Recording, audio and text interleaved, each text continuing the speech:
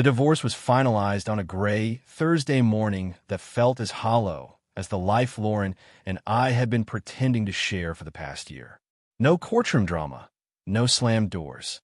Just two people sitting stiffly across a laminated desk in the district clerk's office downtown Minneapolis, signing away 8 years like they were just finishing up a car lease.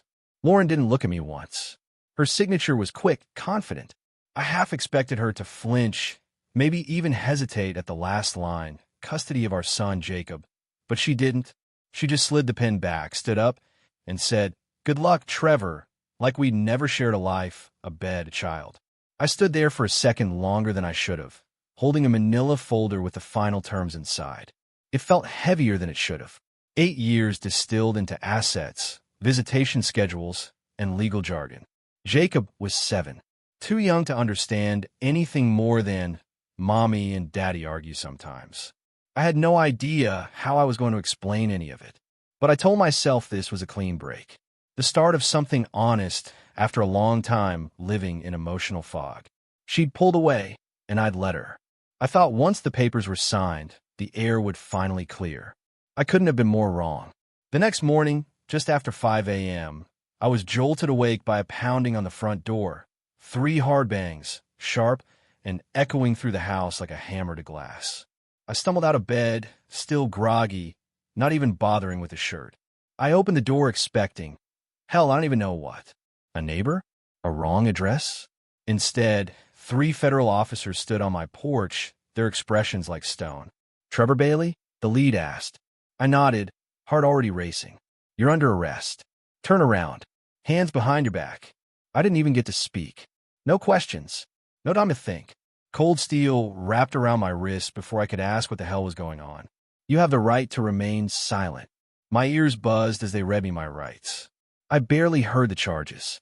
Threats. Attempted abduction. They said I tried to kidnap my own son from school. That I made threats toward Lauren. That she'd filed a sworn affidavit the day before, hours after signing our divorce papers. Every word hit like a sledgehammer. My brain scrambled to make sense of it, because none of it was true. Not one goddamn word. I didn't fight. Didn't yell. I couldn't. I was too stunned. The ride to Hennepin County Jail was a blur. Cold, gray, fluorescent. I was processed, fingerprinted, shoved into a holding cell that smelled like sweat and bleach. I sat there in that tiny cage, my hands shaking in my lap, trying to understand how everything could fall apart so fast. That's when it hit me. This wasn't a misunderstanding. It wasn't a system error or a bad tip. It was a setup. Lauren had planned this. Maybe not every detail, but enough. Enough to get me out of the picture. Out of Jacob's life. Out of hers. And I'd walked right into it. The first thing you notice in a holding cell isn't the smell, it's the silence. Not true silence, but that low hum of electricity and quiet tension that fills the gaps where real noise should be. You sit there on a cold metal bench or a cot that's basically a gym mat nailed to concrete, and you try to pretend this isn't real, that you're not wearing orange, that you're not about to be another name in some clerk's file, tossed around like a villain in a story you didn't write. But that silence gives you a lot of time to think. And thinking, when you've just been accused of threatening your ex-wife and trying to kidnap your son, is a dangerous thing. I kept replaying Lauren's voice in my head. I'd heard it 1,000 times, at holidays, on voicemails, saying goodnight to Jacob, but now it sounded different. Weaponized. The way she must have sounded when she stood in front of a judge or typed her statement for the cops. Cool. Precise. Focused. I hadn't even known there were charges pending until the cuffs were on my wrists, and the words attempted abduction hit my ears like a punch. My mouth went dry. I remember my neighbor, Mrs. Kelsey, watching from behind her curtains. The lights were on in her living room, her little dog barking its head off. She saw me get dragged out barefoot, hands zip-tied, shirt half on. I'll never forget that look, curious, scared, like she'd just seen a ghost of the man who used to mow her lawn for her when her back gave out. They didn't tell me anything in the car, just murmured codes into their radios and kept their eyes forward like I wasn't even there. I felt less like a person and more like a case number. Once inside, they processed me like they'd done it 1,000 times. Maybe they had. Mugshot. Fingerprints. Asked me questions I didn't know how to answer. Have you ever been arrested before? No. Do you own any firearms? No. Do you understand the charges against you? No. Not really. They handed me a pair of jail-issue socks and told me to wait. Hours passed. At some point, a guy named Dave, older, maybe mid-40s, had that tired look like he'd been in and out of the system for years, ended up in the next cell. We didn't speak at first. I didn't want to talk. I didn't want to exist. But he kept glancing at me like he was trying to solve a puzzle. First time, he finally asked, voice low. I nodded. Yeah. You look like someone who shouldn't be here, he said. I let out a humorless laugh. Thanks. What did they get you for? I hesitated. My ex said I tried to take my kid. He looked at me, then down at the floor. Yeah, that one's getting more common. I raised an eyebrow. You saying people make that up? He leaned back, laced his fingers behind his head. Sometimes they're real. Sometimes they're just the start of something bigger. Divorce, custody, money. People do anything to get the upper hand. I didn't say anything, but the pit in my stomach deepened. Because he wasn't wrong. Lauren and I had been unraveling for a long time. I just didn't realize she'd been taking scissors to the thread while I was still trying to stitch us together. I started thinking about the past year. All the signs I'd missed. The business trips to Wisconsin that always popped up out of nowhere, scheduled last minute. Always just a few days long. She said they were HR conferences. I never checked. Never felt like I needed to. The late-night phone calls she'd suddenly end the second I walked into the room. I used to think maybe she was talking to her sister, venting about us. I gave her that space. I thought it was respectful. And then there was Jacob. God, Jacob. One time, he was sitting on the carpet playing with his Legos while Lauren was upstairs, and he looked up at me and said, Mommy said you'd be leaving soon. I asked him what he meant, and he just shrugged. I didn't know. She just said it like, it's a thing that's going to happen. At the time, I didn't know what to do with that. I chalked it up to stress. Miscommunication. Maybe I'd misheard him. But now it felt like the loudest alarm I'd ever ignored. When they finally let me make a phone call, I didn't even think about calling my family. I couldn't. I knew they'd come rushing in, overwhelmed, ready to help, but with no idea what to do. I didn't want pity. I needed strategy. So I called Logan. Logan and I had been close back in the day. College roommates, co-best men at each other's weddings, the whole deal. He'd gone on to become a journalist. One of those guys who actually care about truth, not just headlines. We hadn't talked much lately. Life got in the way. But he was the one person I trusted to see through bullshit. When he picked up, he sounded surprised. Trevor? Damn, it's early. What's going on? I didn't even say hello. I just jumped in. I laid it out for him in quick, clipped bursts. The arrest, the charges, Lauren's claims, my gut feeling that this wasn't just about a breakup gone sour. He didn't interrupt. Just listened. That's what he was good at. When I finished, there was a pause on the line. Then he said something that sent a chill down my spine. I saw her 2 weeks ago in Milwaukee. That hit me like a brick to the chest. She was walking out of the Eldridge Hotel with some guy. I didn't recognize him. Mid-50s, suit, probably a lawyer. They looked close. Not romantic, but like they knew exactly what they were doing. I didn't say anything. I couldn't. The pieces were clicking too fast in my brain. She didn't see me, Logan added. I almost called you that night. Thought maybe it wasn't my place. No, I said. You were right not to. Because it wasn't just infidelity. It wasn't even about being done with me. It was about erasing me. She hadn't just filed for divorce. She'd drawn a map for how to bury me under it. Legally, financially, personally.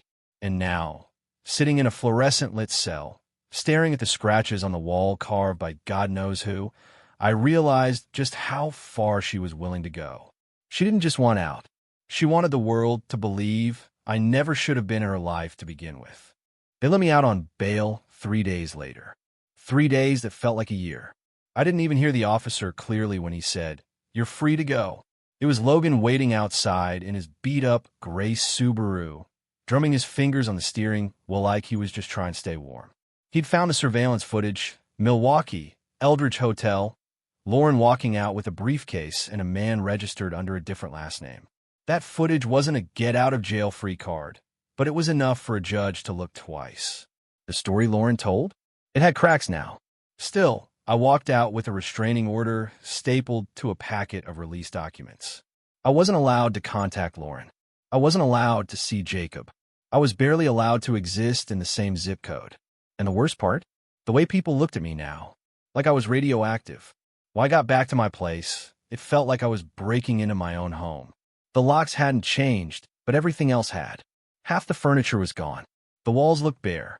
My coffee machine? Gone. Art from Jacob's last birthday, taped to the fridge? Gone.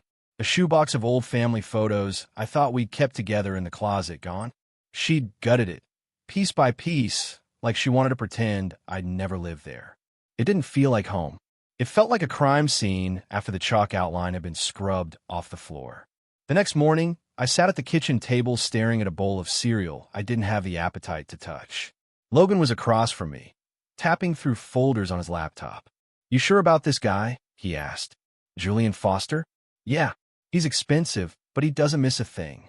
Julian was a referral from someone I used to work with back when I had a tech startup. He specialized in uncovering white-collar fraud, embezzlement, money laundering shell companies. The kind of stuff most people assumed only happened in movies. I met with him that afternoon, told him everything, laid it out as calmly as I could. When I mentioned Lauren's name, his eyebrow twitched, just a flicker, but it told me all I needed to know. He heard it before. We started digging. Bank records, joint accounts, closed business ventures, old email threads, stuff I hadn't touched in years. And then it started to show itself. The pattern. She'd reopened one of our old LLCs, Bailey Talent Group, a defunct business we'd started when she was freelancing as a corporate recruiter. I'd shut it down when I moved to full-time work, and she claimed she never used it again. But somehow, over the last few months, transactions had reappeared. Money going in, money going out. Transfers labeled as consulting fees and vendor payouts. A paper trail hidden in plain sight. Then came the Wisconsin property. Julian found the deed registered to a Michelle Donovan. Fake name, new driver's license. But the signature? It was Lauren's. She'd used my old email, one she still had access to, and paired it with her documents to set up escrow. The funds used? Siphoned from our shared account through the LLC, buried under 4 shell transfers that would have taken months to spot if we didn't know where to look. She'd used me. My name. My business. My money.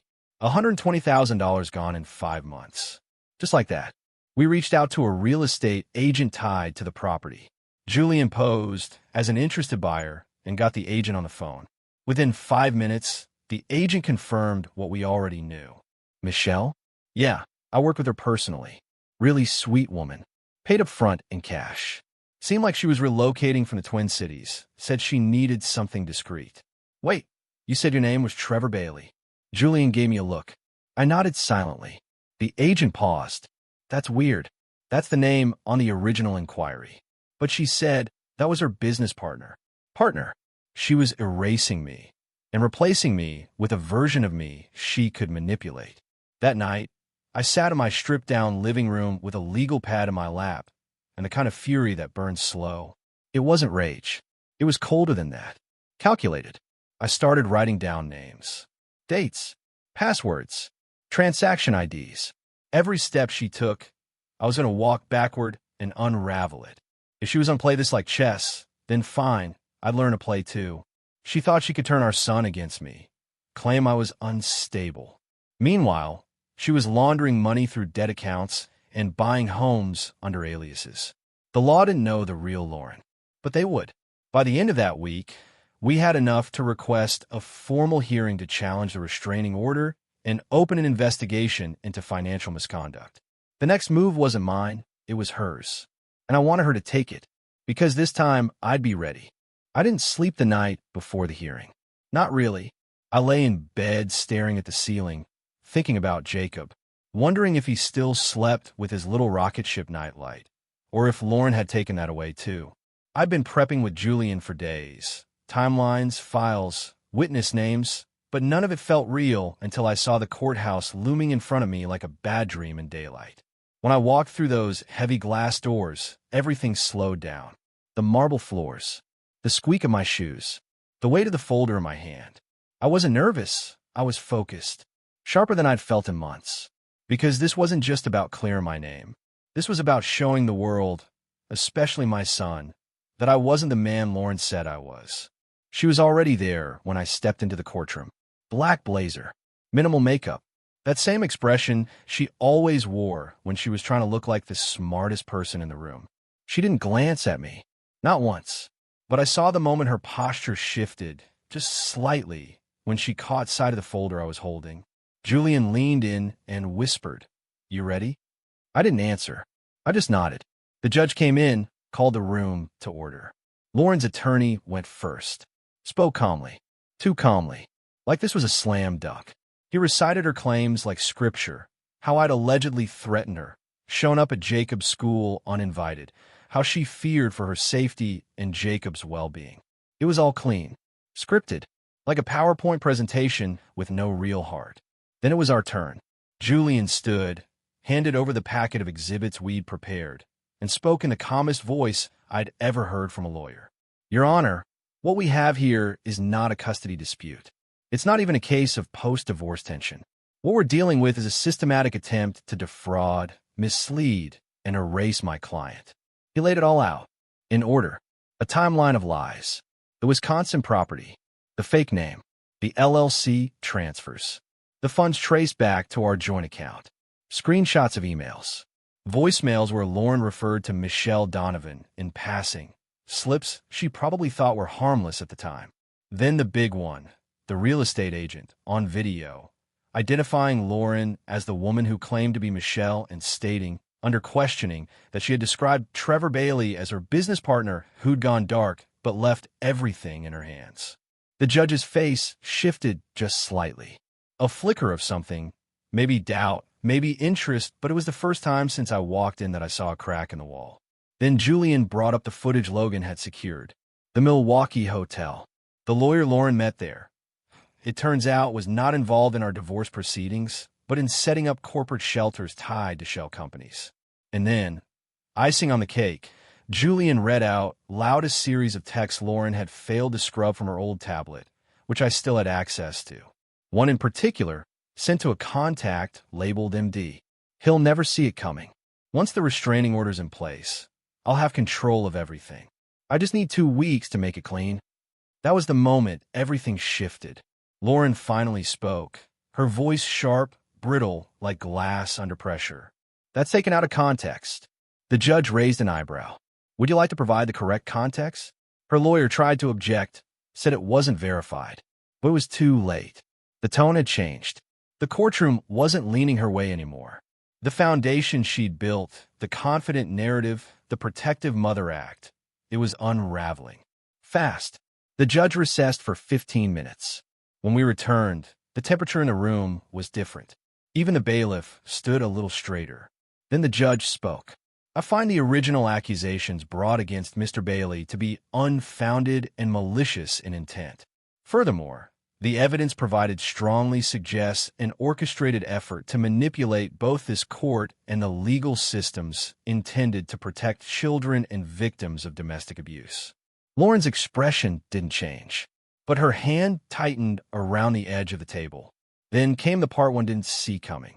As a result of this deception, the judge said, "We are initiating proceedings against Ms. Lauren Bailey for perjury, financial misconduct, and potential identity fraud." The courtroom went silent. Her attorney muttered something under his breath, but Lauren didn't speak. 2 officers entered the room and walked up to the table. Quiet, professional. One of them pulled out a pair of handcuffs. I watched her stand, watched the facade crack right down the middle. She didn't scream. She didn't cry. She just whispered, "Trevor, please," like she still thought she had some power over me. I didn't say a word, just watched as they took her away. The judge turned to me. "As of this ruling, the restraining order is vacated. Temporary full custody of Jacob Bailey is granted to Mr. Bailey, pending a full custody review." It didn't feel like victory. Not right away. It felt like standing in the wreckage after the storm and realizing your house is still standing, but nothing inside is where it used to be. Outside the courthouse, Logan was waiting. Jacob was with him. When my son saw me, he ran. Just ran, full speed, arms wide. I dropped the folder right there on the sidewalk and caught him mid-stride. He clung to me like I was the last piece of solid ground in a world that had been shaking for weeks. I held him, buried my face in his hair, and for the first time in months, I felt like I could breathe again. I didn't celebrate. There was no champagne, no dinner with friends, no victory post on Facebook. Just me and Jacob, sitting on the porch that evening as the sun dipped low behind the rooftops. He was upstairs now, drawing little rockets and planets on printer paper, like nothing in his world had shifted. And maybe that was the point. Maybe keeping his world intact was the closest thing to winning I'd ever get. The house was still half empty. My coffee machine was back. Logan had gone out and bought the same model I used to have, like he knew how badly I needed normal. But the rest? Furniture, framed photos, little household things we'd accumulated over the years gone. And I didn't want them back. Every piece she'd taken had fingerprints I didn't care to clean off. What I had now was silence. But it wasn't the kind I'd had in jail. This one didn't hum. It breathed. It let me think. It let me feel. I set goals, 3 of them. Rebuild my reputation. Rebuild my finances. Be there for Jacob. That was it. Nothing ambitious. Nothing flashy. Just the basics. The real stuff. It wasn't even a full week before the past tried clawing its way back in. I got a message. Anonymous. No subject line. Just a link and a note that read, "You don't know the half of it." I clicked. It led to a Dropbox folder. Screenshots. Chat logs. Photos I didn't recognize at first, until I realized the woman in them was Lauren. Younger. Pre-divorce. Sitting beside another woman I vaguely remembered from a company party years ago. Brandy. That was her name. She'd worked with Lauren for a while, then moved to another agency. They weren't friends. Not really. But they'd been close enough to go out for drinks, gossip about office politics, share too much at the company Christmas party. I hadn't seen her in years. The message came from her. She reached out later that day, through a burner email. Said she didn't want to get involved, but she couldn't keep quiet after seeing Lauren in handcuffs on the news. Said she had her own reasons. "She's done this before," Brandy wrote. "Just not at this scale. What she gave me, it was nuclear. Lauren hadn't just manipulated me. She had relationships, affairs, connections with people inside the very system I've been fighting against." One name stood out, Nick Remington. That hit me like a slap. Nick was the child services agent assigned to my case during the custody evaluation. He'd written the first report that labeled me a possible emotional destabilizer. That phrase had haunted me for weeks. I thought he was just biased, overworked. Maybe Lauren had spun the story well enough that he believed her. But the messages said otherwise. Screenshots of chats between Lauren and Nick, laughing about me, mocking the way I dress for court, strategizing how to frame custody language. Lauren had written, "He doesn't even know what's coming. Once this is over, I'll have everything. Just push the instability angle hard. You know what to do." And Nick had replied, "Copy that. I've got your back. Let's tighten the narrative." Tighten the narrative. That's what it had been this whole time. A script. A goddamn performance. Brandy had kept the logs because, in her words, Lauren always turned on people eventually. She'd backed everything up before cutting Lauren off entirely. Said she'd wrestled with guilt for years. I didn't hesitate. I took it straight to the DA. I brought Julian, printed copies, secure backups, IP verification logs, everything. No drama, no emotion. Just the facts. The DA didn't blink. He called in a special review team. Nick was suspended within 48 hours. An internal investigation was launched. Lauren, already facing perjury and fraud charges, was now being looked at for conspiracy and abuse of public systems. There was even talk of reviewing every single case Nick had touched in the last 5 years. It snowballed fast. 2 local news outlets reached out. I didn't give interviews. I didn't want the spotlight. I just wanted the truth out. A week later, I got a letter from the state attorney general's office. It confirmed that Nick's evaluations in all open family court cases were being audited. Every single one. It was justice on a scale I never imagined I'd see. I sat on the porch that morning, coffee in hand, sun warming my face. The world didn't feel fixed, but it felt fair again. Maybe for the first time in years. Jacob came outside in his pajamas, hair a mess, holding up a picture of a robot astronaut he'd drawn. "I made him for you," he said. "He's got a shield so bad guys can't get him." I smiled. He looked strong. He is, Jacob said. Like you. And that broke something in me. In a good way. Not long ago, I was in a jail cell wondering if I'd ever get to see my son again. Now he was here. In my house. In my arms. Safe. I'd survived the ambush. And I'd come out the other side, not just standing, but whole.